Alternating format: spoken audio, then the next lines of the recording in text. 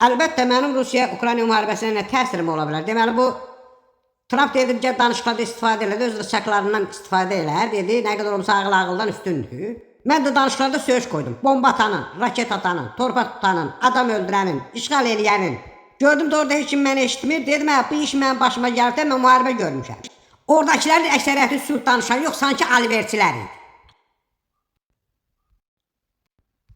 Maraqlı da orasıdır ki, Trump yenə Macronla məni səhv saldı.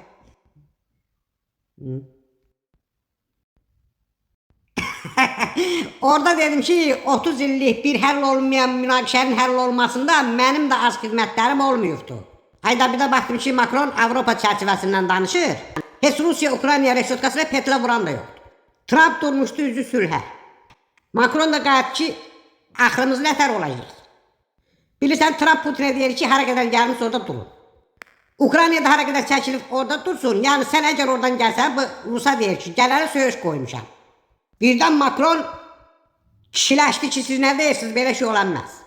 Mən ömrü boyu hələ Macron yerə görməmişim. Sən nətər əsəbləşdi, beyni sönmüşdü. Bu tərəfdən də Trump əsəbləşdi, sapsarı adam olub qıpqırmızı. Dedi, sizin müharibələr cəhənnəmə, mənə pulum hanı? Pulumu verin. Macron da qayıt ki, məndən çox verən olmuyor, mənim pulum hanı?